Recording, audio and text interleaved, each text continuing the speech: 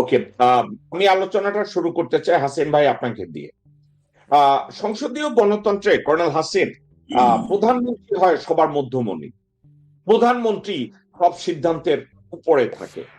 কিন্তু গত যেই কয়দিন সংসদে সংসদীয় কার্যক্রম হয়েছে, ওই সংসদীয় কার্যক্রমে একটা জিনিস অত্যন্ত দৃষ্টিকটু মনে হয়েছে, যে এই কথাগুলো প্রধানমন্ত্রীর বলা উচিত, যেসব প্রশ্নের উত্তরে প্রধানমন্ত্রী ঝটপট দাঁড়িয়ে বিষয়গুলো নিয়ে অ্যাড্রেস করা উচিত, দেখা গেল উনি তার ধারে কাছেও যাচ্ছেন না। দেখা গেল ওনার সামনে থেকে মাইক্রোফোন নিয়ে অন্য একজন কথার উত্তর খেয়ে দেওয়ার চেষ্টা করছে। সেখান থেকে একটা কথা বেরিয়ে আসছে, সরকার প্রধান আসলে কে, কোন দিকে যাচ্ছে। আমি এই সাবজেক্টটা নিয়ে কয়েকজনের সাথে কথা বলেছি, including colonel Ferdous Aziz, including বিএনপির প্রভাবশালী কয়েকজন নেতা যাদেরকে এমপি মনোনয়নও দেওয়া হয় না, যারা সরকারের বাইরে, যাদের সাথে তারেক রহমানের সাথে কথা বলার সুযোগ হয় নাই। তারা বলছে যে উনি নিজেই যদি নেতা হইতে না চায়, সংসদের নেতা বা প্রধানমন্ত্রী, তাইলে আমাদের আর কি করার। কর্নেল হাসিন, তাইলে বাংলাদেশের সরকার প্রধান কে, সংসদের নেতা কে? তারেক রহমান কি এমনি গিভ আপ করছে, নাকি উনি দেখছে যে পরিস্থিতি ওনার অনুকূলের না? কোনটা? বিসমিল্লাহির রহিম। উপস্থিত সবাই আসসালামু আলাইকুম। ভাই, এটা সংসদটাকে চালায় আমাদের স্পিকার। স্পিকার ভদ্রলোকটা কে? স্পিকার ভদ্রলোকটা কে? মেজর হাফিজ। উনি কি ছিলেন? উনি তো শহীদ জিয়াকে গ্রেপ্তার করেছিলেন এই 75-এ। বেসিক্যালি উনি ছিলেন এডুকেশন কোরের অফিসার। উনি ফুটবল খেলোয়াড় ছিলেন, শিক্ষা বয়স একটু বেশি। উনি ওই শিক্ষা কোরের অফিসার ছিলেন এবং কমিশন পাওয়ার সময় ওনাকে ইস্ট বেঙ্গল রেজিমেন্ট করা হয়, যে যুদ্ধের সময়টাই ছিল, ইস্ট বেঙ্গল রেজিমেন্ট ট্রান্সফার করা হয়। ওনার ট্রেনিং কারিকুলামটা কিন্তু এডুকেশন কোরের কারিকুলাম ছিল এবং পরবর্তীতে উনি ইনফ্যান্ট্রিতে আসেন। এরকম অনেকেই চলে আসেন যুদ্ধের সময়, যার নাম মতিন ক্যাপ্টেন ছিলেন, উনি ইস্ট বেঙ্গল হয়ে গেছেন। এখন এই ভদ্রলোকটার সম্বন্ধে একটু আসেন আপনার ক্যারেক্টার অ্যানালিসিস করে। 75-এ কিন্তু উনি বিএম ছিলেন 46 ব্রিগেডের। এই শহীদ জিয়াকে অ্যারেস্ট করা, মানে তাকে অ্যারেস্ট করার সময় ইনি ছিলেন দায়িত্বে, মাস্টার মাইন্ড। ইনি ছিলেন কার বিএম? যিনি মারা গেলেন বিদ্রোহী 75-এ বিদ্রোহটা হলো আমাদের। তারপরে ওনার মাস্টার মাইন্ড ভদ্রলোক। এরপরে উনি কিন্তু শহীদ জিয়া ওনাকে জব দিয়েছেন, বাট আর্মি থেকে বের করে দিয়েছেন। উনি জিয়ার সময় কোথাও ছিলেন না। এরশাদের সময় উনি নিজেই বলতেছিলেন উনিদের এলাকায় ওনার সাথে যে সম্পর্ক ছিল যেন সাদেকের, সেই সুবাদে অনেক ত্রাণ পান, জনগণকে ত্রাণ বিতরণ করেন এবং এরশাদের সময় এমপি হন। তারপর উনি বিএনপিতে পদার্পণ করেন। বিএনপির সময়কালে আপনার যদি সুযোগ হয়, ওরা ক্যারেক্টার অ্যানালিসিস করবেন। আমাদের যে ব্যারিস্টার সরোয়ার আছে, তাকে ডাকবেন, আসবে, সে বলবে এই ব্যারিস্টার সরোয়ারকে ডুবানো থেকে শুরু করে অন্যান্য যেসব অফিসাররা এই হতাশ হয়ে শেষ পর্যন্ত বিএনপি ভাঙার পক্ষের দিকে যাচ্ছিলেন, উনি সেই কারিগর। এই যে স্যার কারিগর, একটা অনুষ্ঠানে আমি নিয়ে গেলাম, উনি এই যে এই সাথে জড়িত ছিলেন। তানভীর ইসলাম জয়, ওনার সাথে উনি জড়িত ছিলেন। এই যে মাসুদ করিম, ওনার সাথে জড়িত ছিলেন বিএনপি ভাঙার জন্য। এখন বাট উনি, আমি আশ্চর্য হতাম, উনি কারণ অকারণে ভারত চলে দিতেন চিকিৎসার নামে। আমি সন্দিহান ছিল, লোকটা এরকম কেন? একটা খেলোয়াড় মানুষ, মনটা উদার, ভালো। এখন দেখেন ভাই, উনি যদি মানে আপনি ওই জায়গায় আসেন, উনি তো চালাবেন, তো উনি তো চাইবেন না নতুন নেতৃত্ব চলে আসুক, কেউ তার মানে তারেক সাহেব ক্ষমতায় আসুক। তারেক তো হলো ভাতিজা, তারেক তো হলো ভাতিজা। তো ভাতিজা ক্ষমতায় আসুক, আসলে এই সিলেকশনটা কতটুকু ঠিক হয়েছে আমি জানি না। নতুন প্রজন্ম নিয়ে আমাদের প্রধানমন্ত্রী উচিত ছিল দলটা সাজানো। এমন একটা জায়গায় দিচ্ছেন, সেখানে কিন্তু ইচ্ছা করলেও আপনার মাইকটা নিতে পারবেন না, চালাতে পারবেন না। চাবিটা হলো গিয়া মেজর হাফিজের হাতে, স্পিকারের হাতে। তারপরে বলবো প্রধানমন্ত্রী উনি নতুন, উনি দেখতেছেন, শিখতেছেন। আমরা হয়তো অপেক্ষা করবো আরো 1 মাস 2 মাস, ঘুরে আসবে। তারপরে দেখেন যে যেসব বিষয় নিয়ে যার কথা বলার কথা না, তারাও কথা বলতেছেন। এসব দৃষ্টিকটু। আইনের বিষয় নিয়ে তো এখন আর স্বরাষ্ট্রমন্ত্রীর কথা বলার অবকাশ নাই। উনি কোনো কথাই বলবেন না আইনের, স্বরাষ্ট্র বাইরে। উনি একাই উনি বলে যাচ্ছেন, কিন্তু আইনমন্ত্রী কিছু বলতেছেন না। আপনি একটা চ্যাপ্টার ধরলেন, আইনমন্ত্রী কোনো কথা বলতেছেন না। এগুলি সব তো দৃষ্টিকটু। কার কথা কে বলবে, বা বিএনপি পক্ষ থেকে একজনকে প্রতিনিধি নিয়োগ দেওয়া হয়েছে, সে বলুক। মানে একজনের কথা একজন বলতেছে, আমি তো মানে হাল ছেড়ে দিচ্ছি, আসলে কি হচ্ছে এটা, এটা তো কোনোভাবেই যায় না। বা একজনের কথা আরেকজন বলবে, সেও তো অ্যাকসেপ্ট করার কথা না। সব মিলে আমার মনে হয় অনেক বছর পর আসলে সংসদ চলতেছে। আগে তো সংসদ একজনই চালাইতেন, একজনই কথা বলতেন। এখন অনেকে কথা বলতেছেন, অনেকে আরো বলবেন। তারপর আমি আশাবাদী, হয়তো মাস 2 সময় লাগতে পারে। এর মধ্যে নতুন নতুন সমস্যাগুলি আসতেছে। আজকে হয়তো দেখছেন আপনি, ইন্ডিয়ান চ্যানেলে বলতেছিল ওই হাদি হত্যার অপরাধী সে কিন্তু ম্যাজিস্ট্রেটের কাছে অনেক সত্য কথা বলে ফেলছেন, যেটা হওয়ার কথা ছিল না। খুব দৃষ্টিকটু, যেখানে মির্জা আব্বাসের নামটা চলে আইছে। জিনিস কিন্তু রাজপথ কিন্তু গরম হওয়ার জন্য যথেষ্ট মানে সুযোগ হয়ে গেছে। ঈদ শেষ, এই হাদি হত্যার বিচার, এবং এই যে মির্জা আব্বাসের নাম আসলো, এবং দেখেন মির্জা আব্বাস কোন সময় গেল ভারতে, সব অ্যানালিসিস ভারত করতেছে। এই সবগুলি বিএনপির জন্য এখন বিপদ। এখন আমি জানি না মহান আল্লাহ আমাদেরকে সঠিক পথে রাখুক। কর্নেল হাসিন, কথা আপনি বলি বলেন। হলো, এই বিপ্লবটা কিন্তু আমাদের প্রধানমন্ত্রী দেখেন নাই, এই সারুদ্দিন সাহেব দেখেন নাই। এই দুইজনেই আসলে সমস্যাটা বুঝে উঠতে পারতেছেন না। ছাত্রদের পালসটা কি, ছাত্রদের শক্তিটা কি, আমজনতার শক্তিটা কি বুঝতেছেন না।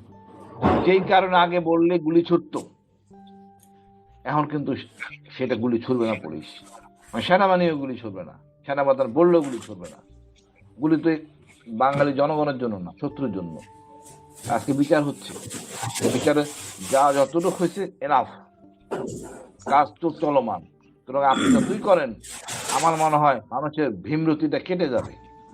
আলটিমেটলি আইনের ঊর্ধ্বে কেউ না, এক এক করে হবে, সময় নিতেছে। বাট আপনাকে মনে করেন না, এই এতটা বছর তারেক রহমান বিদেশে ছিল, খুব আনন্দে ছিলেন না? ওনাকে যে টর্চার করা হয়েছে, ওনাকে উচিত না এর প্রতিবাদ করা? অবশ্যই করবেন, হয়তো করা উচিত। সেম আমাদের মা সমতুল্য খালেদা জিয়া, সেম কেস। আমার অনেক পেন্ডিং ইস্যু আছে। নতুন মাতাব্বররা অনেক কথাই বলবেন, আমরা এদের কথা এই জন্য বিতর্কিত আজকে, দেশে বিতর্কিত এদের জন্যই। হাফিজ সাহেব তো একেবারে তুলসী ধোয়া মানে পাতা না। ওনার সম্বন্ধে জানেন তো তারেক সাহেব, বললে তো হবে, উনি জানেন। তো আমি মনে করি আমরা একটু অপেক্ষা করি, সাহস যোগাই, অন্তত ইন্ডিয়ান হোক এরা, নাহলে এদেরকে বানাইতে হবে। পুরা দেশকে কিন্তু ইন্ডিয়ান বানাইছে ছাত্ররা। আমরা দরকার হলে বিএনপিকে ইন্ডিয়ান বানাবো, এই চেষ্টা করবো। তবু কর্নেল হাসিন, ধন্যবাদ ভাই। না কর্নেল হাসিন, আপনি ধন্যবাদ দেওয়ার আগে আপনাকে আমি একটু আপনার কথার মধ্যে থেকে একটা প্রশ্ন করতে চাই। আপনি বলছেন আর্মি এখন জনগণের উপরে গুলি চালাবে না, ওয়াকার চাইলেও গুলি চালাবে না। আমি আমি এই কথাটা শুনে খুব আশ্বস্ত হইলাম, কিন্তু আপনি কি এই গ্যারান্টি দিতে পারেন যে এই গুলি যাদের জন্য কেনা হয়েছে তারা কি তাদের উপরে এই গুলি ছুড়বে? আমরা তো ছুটছি ভাই, ওই পরিবেশ সৃষ্টি করবো ইনশাল্লাহ। আমি তো ছুটছি, আমরা তো ছুটবো। আমাদের বিডিআর যথেষ্ট শক্তিশালী, ভয় পাওয়ার কোনো কারণ নাই। কাদের সাথে তুলনা করি? এই মণিপুরি ইনসার্জেন্স একবেলা খায়, একবেলা খাইতে পারে না, ওদের 3টা ক্যাম্প দখল করে নিয়েছে। আমাদের এমন দুর্ভাগ্য, ইন্ডিয়ান বাংলা টিভিগুলি এত নেকেটলি বলে চিটাগাং নিয়ে যাব, হিলি বড়া কেটে ফেলবো। আমাদের একটা টিভি করে তো নাই। আমরা বিনা পয়সায় বক্তৃতা দিব কাউন্টারে, তাও দাওয়াত করে না।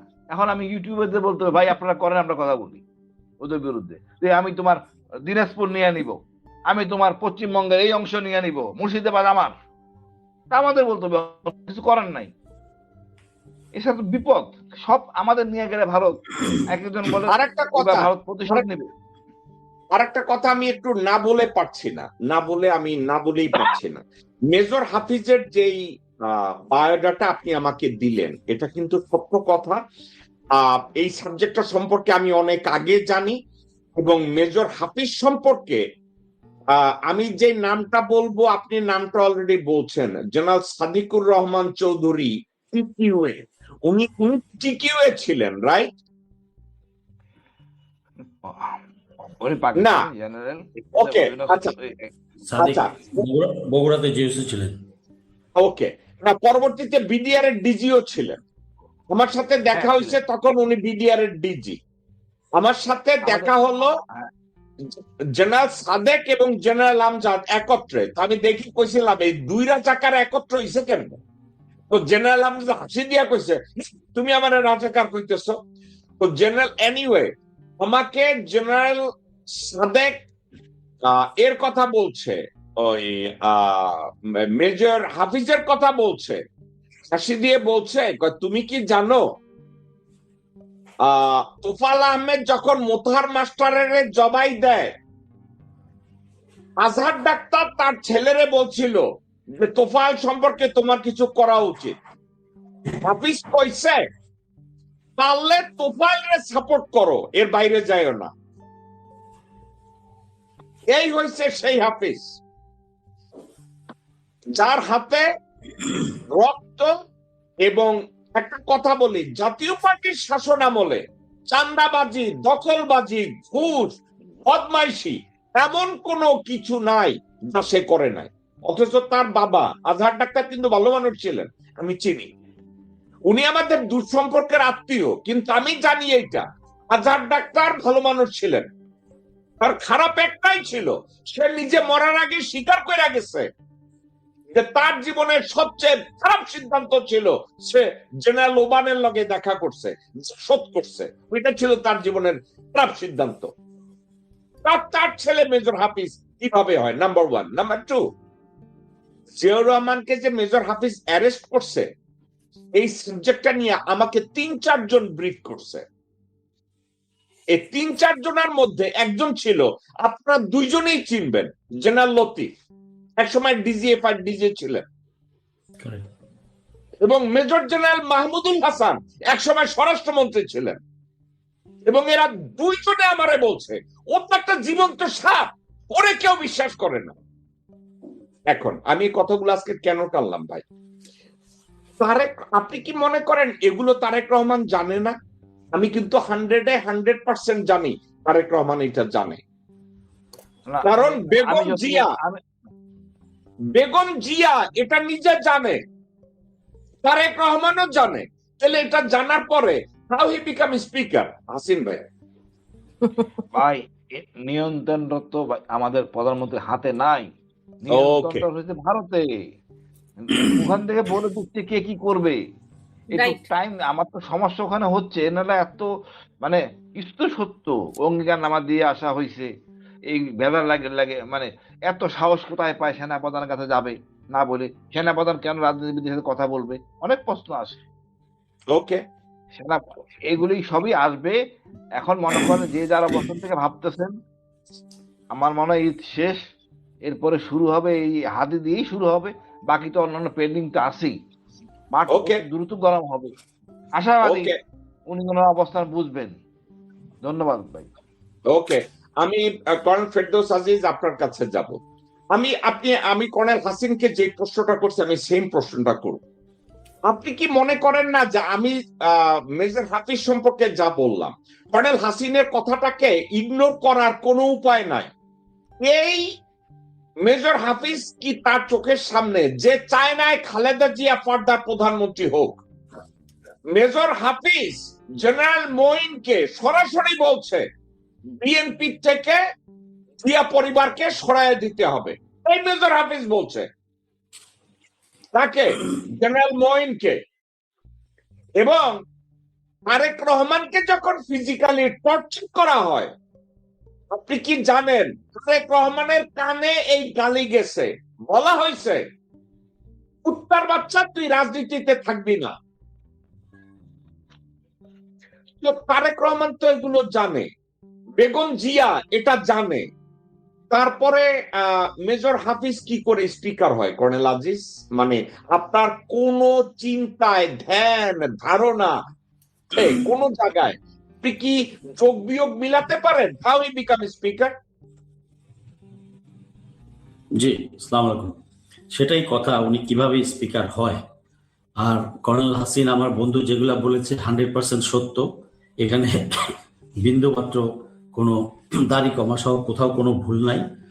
আরেকটা জিনিস, এই যে 1/11-এর সময় মানে 2007-এ তখন একটা সংস্কার পার্টি হয়েছিল, মনে আছে আপনার? বিএনপি কে ভাঙতে চেয়েছিল। এই হাফিজ সাহেব এই সংস্কার পার্টিতে ছিলেন, মানে বিরোধী, মানে গ্রুপ, ভাগুরা গ্রুপ। দেলোয়ার সাহেব ছিলেন তখন মহাসচিব। উনাকে চাপ টাপ দেওয়ানোর অনেক, উনি অসুস্থ হয়ে গিয়ে হসপিটালে ভর্তি হয়েছিলেন দেলোয়ার সাহেব শেষ পর্যন্ত বিএনপির সাথে থেকে গেছে এবং বিএনপিকে রক্ষা করার চেষ্টা করছে। এই মান্নান ভুঁইয়া, হাফিজ, ইনারা তখন এই বিএনপিকে ভাঙার জন্য এরা ওই সংস্কার পার্টিতে ছিলেন। তো হাফিজ সাহেবের মানে আমি বলবো না হাফিজ সাহেবের চরিত্র ফুলের মতো পবিত্র, মানে মার্কামারা লোক, মার্কামার জিনিস বা মাল পানি বললাম না। সবাই তো আমার সমালোচনা করে, আমি নাকি খুব রেগে যাই, আমি নাকি খুব বকা দেই, গালি দেই। তো এই জন্য চেষ্টা করছি আর কি একটু সুভদ্র ভাষায় বাস দিতে, এরপর থেকে সুভদ্র ভাষায় বাসটা দিব। জি,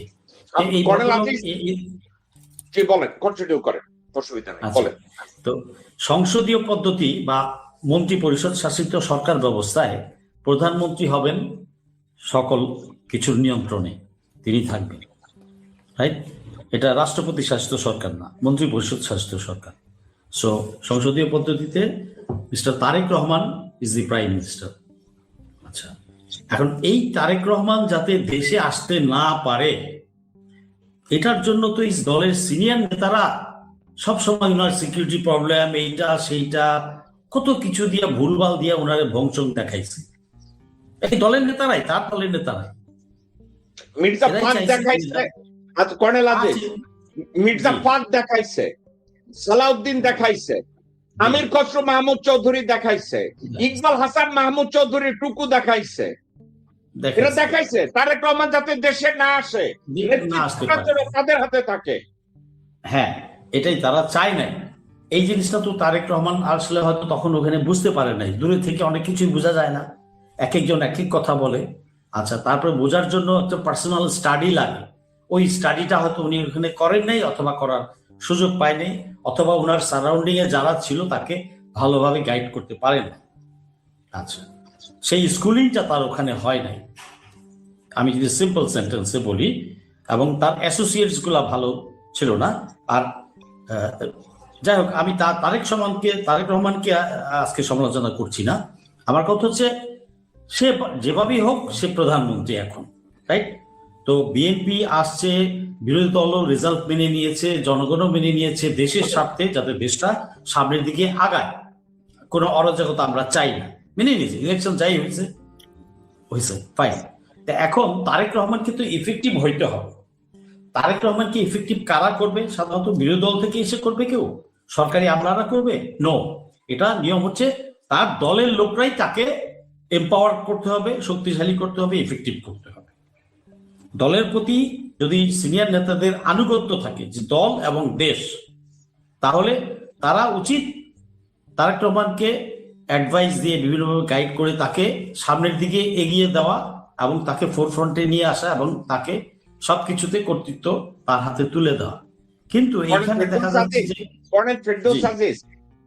নেতা বলতে আপনি তাদেরকে মিন করছেন যারা এই মুহূর্তে এমপি মন্ত্রী, নাকি যেসব ওই ভিসা ইউনিভার্সিটি লন্ডন থেকে যাদেরকে ভুয়া ডক্টরেট করাইয়া তারেক রহমান সাথে করে নিয়ে আসছে? মানে ওনারে এগুলো শিখাবে কারা, তৈরি করবে কারা? দলের যে ভেটারান এমপি যারা আছেন, কেউ সংসদে আসতে পারছে, কেউ কেউ পারেন নাই। বা সংসদে যারা আসছে তাদের মধ্যে থেকেও আবার ক্যাবিনেটে আসেন নাই, মানে মন্ত্রী হন নাই। তো এদের তো দলের দায়িত্ব আছে, দায়িত্ব তো নাই। কর্নেল ফেরদৌস আজিজ, আপনি নিজে একা একা চিন্তা করেন, air vice marshal Altaf Chowdhury 2 বার বিএনপি সরকার গঠনে স্বরাষ্ট্রমন্ত্রী ছিলেন, যোগ্য একজন মানুষ। উনি শুধু একটা অপরাধ করে ফেলেছে, উনি গন্ধম খেয়েছে। গন্ধমটা কি? উনি একটা সত্য কথা বলেছে যে বিএনপির প্রভাবশালী নেতারা রয়ের নিয়ন্ত্রণে, যার জন্য ওনাকে অসম্মান করার জন্য শুধু মন্ত্রিত্বই দেওয়া বাদ দেওয়া হয় নাই, উনি যেখান থেকে এমপি হয়েছে ও জেলায় ইউজুয়ালি এমপি যে হয় তাকে জেলা পরিষদের প্রশাসক করা হয়, সেই প্রশাসক পত্রও তাকে দেওয়া হয় না। তাকে অসম্মান করার জন্য এক ঘটিকে ওখানে প্রশাসক বানানো হয়েছে। হাবিবুর নবী খান সোহেল জীবন উজাড় কইরা দিয়ে রাজনীতি করছে, বিএনপির জন্য করে নাই এমন কিছু নাই। গ্রেফতার হয়েছে, মার খেয়েছে, রাস্তায় গইরা গইরি করেছে। হাবিবুর নবী খান সোহেল মনোনয়ন পায় নাই তারেক রহমানের শুধু একটু দর্শন পাওয়ার জন্য নাহিদের বাসার নিচে যাইয়া রাস্তায় ঘোরাফেরা করে। তাইলে তারেক রহমানকে আসলে তৈরি করবে কারা? ওই লন্ডন থেকে ভিসা ইউনিভার্সিটির ডক্টরেট পাওয়া লোকজনরা, নাকি সালাউদ্দিন, নাকি আমির খসরু মাহমুদ চৌধুরী, নাকি আব্দুল আউয়াল মিন্টু? মানে তৈরিটা করবে কারা ভাই? যদি আমাকে একটু, আমি আর আপনি তারেক রহমানের সমালোচনা করলাম না, আপনিও বলছেন আমিও করলাম না, আই স্যালিউট হিম, ওনারে তৈরিটা করবে কে? না, সে যাই হোক, তার সমালোচনা অন্য আরেকদিন তাকে তার সার্জারি করব। বাট আজকে যে সাবজেক্টটা, এই সাবজেক্ট অনুযায়ী কিন্তু তাকে আমরা মিন করছি যে he should take over, he should have a control. So এই জায়গায় তাকে সার্জারি করছি না, রাইট? তাকে তো আপহোল্ড করতে হবে, তাকে আপহোল্ড করতে হবে। সো এই সেন্সে করছি না। কিন্তু আপনি যেগুলা বললেন তার আশেপাশে যেগুলা, এগুলা তো সব রয় বসাইছে ওইখানে। কুলিক আমার যেগুলা তার ওখানে ছিল, অখাদ্যগুলা ছিল, মানে এখন এগুলা তো সব থার্ড ক্লাস মাল, এগুলা তো ওখানেই ছিল। মিস্টার মাথুর স্টেশন চিফ ছিল 2004-এ ঢাকাতে, রয়। সে কি তারেক জিয়ার সাথে দেখা করে নাই গিয়া লন্ডনে? এই 22-এ রয় তাকে সারাউন্ড করে রাখছে ওইখানে। এখন যে তাকে সারাউন্ড করে রাখছে, তার আশেপাশে যে মালগুলা বসানো হয়েছে, এটা যে রয়্যাল লোক, এইটা তো তারেক রহমান হাফ বুঝে না। বাট তাকে কে কনফিডেন্সের সাথে বোঝাবে, তার কনফিডেন্সটা কিভাবে আরেকজন দেশপ্রেমিক লোক বাড়ায় দিবে? দেশপ্রেমিকরা তো তার কাছে যেতে পারে না।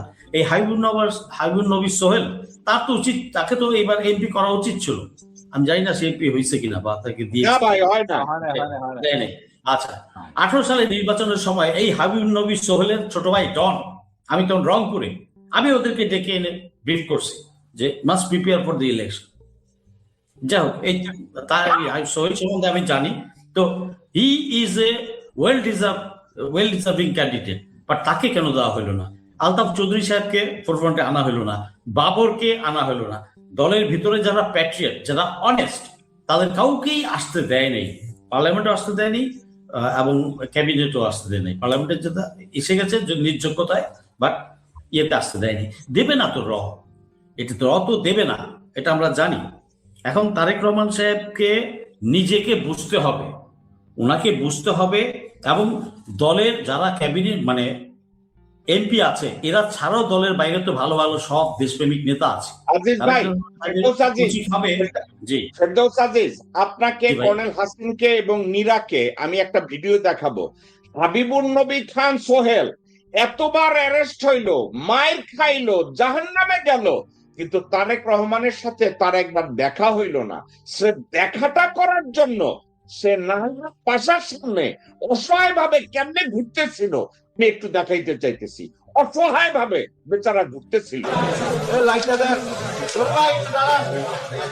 সোহেল ভাই কেমন আছেন?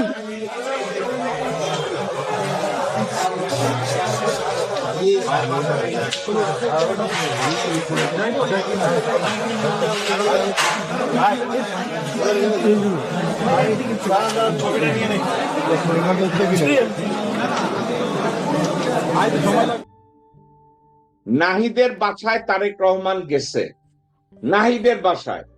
এই বাসার থেকে তারেক রহমান বের হওয়ার সময় হাবিবুর নবী খান সোহেল শুধু তারেক রহমানের একটু হ্যান্ডশেক করতে চাইছিল।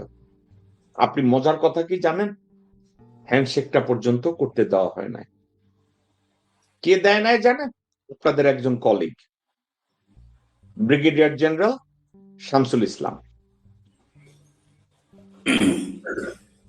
এবার বলেন কর্নেল ফেরদৌস আজিজ উনাকে কারা তৈরি করবে? কথা তো অনেক, তথ্য তো অনেক, আসলে টক শোতে অল্প সময়ে এত কিছু তো বলার সময়ও হয় না। এই যে 1 বছর পরে কেন আসলেন তারেক রহমান, তাকে আসতে দেয়নি।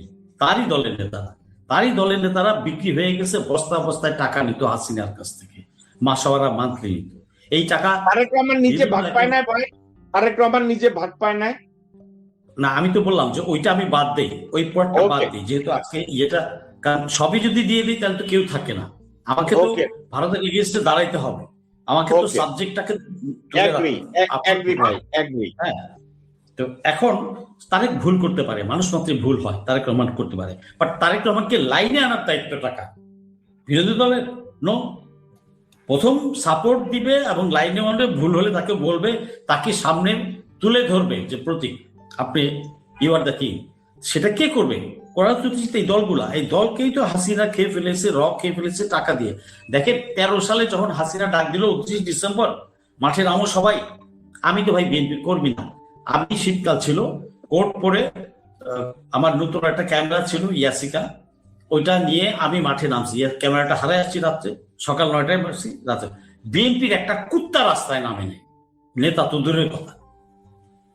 সব হয় গান পয়েন্টে একটা ইয়ে ছিল, অথবা আপনার টাকা খায়া একটা আব্বাস ফাব্বাস গাবগাছ কি বালছাল বলেন এগুলা, নামে নাই। আমি ওখান থেকে ঘুরে ঘুরে ফকিরাপুরে চিটাগাং এর একটা ছেলে আমাকে দেখালো, দেখেন ভাই ঢাকার বাইরে থেকে 1.5 লাখ লোক আসছে, ওই যে হোটেল গুলাতে বারান্দা দিয়ে উকি মাইরা আছে, নেতারা নামে নাই। কর্মী থেকে আসবে, কিভাবে আসবে ভাই? ঢাকার বাইরের লোক নামে নাই।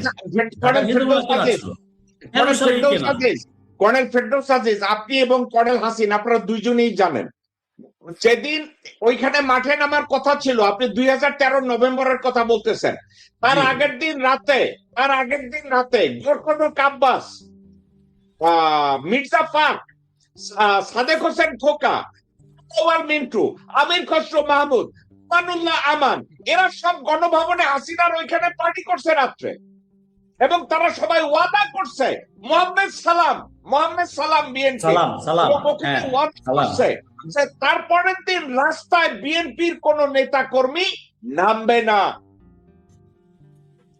না, এবং নামে নাই। 18 সালের নির্বাচনেও নামে নাই। 18 সালের নির্বাচনে ওরা যদি মাঠে থাকতো এত ইয়ে পাইতো না। কি ব্যাপার, নামলো না কেন? কেন্দ্র থেকে আদেশ দিয়েছে কেউ মাঠে যাবে না, ভয় দেখাইছে, অনেক রক্তপাত। এই নেতারা হচ্ছে ড্যাশ ড্যাশ ভাই, এই একটু পলিশ ভাষা ব্যবহার করলাম আজকে। ইহাদেরকে কি করা উচিত? আমার মনে হয় বিএনপি কর্মীদের, দেশপ্রেমিক কর্মীদের উচিত তাদের নেতাদেরকে সাইজ আপ করা, সিস্টেম করা। দেশ বাঁচবে, ওদেরকে সিস্টেম করলে দেশ বাঁচবে, আধিপত্যবাদ বিরোধী মুক্ত থাকবে। আওয়ামী লীগ তো নাই এখন। এই হারামখোররা, এই মির্জাফরের বাচ্চারা, এরা এই কাজগুলা করতেছে। এখন চলানো পিটানো শুরু করতে হবে, উইল ডু ইট ইনশাআল্লাহ।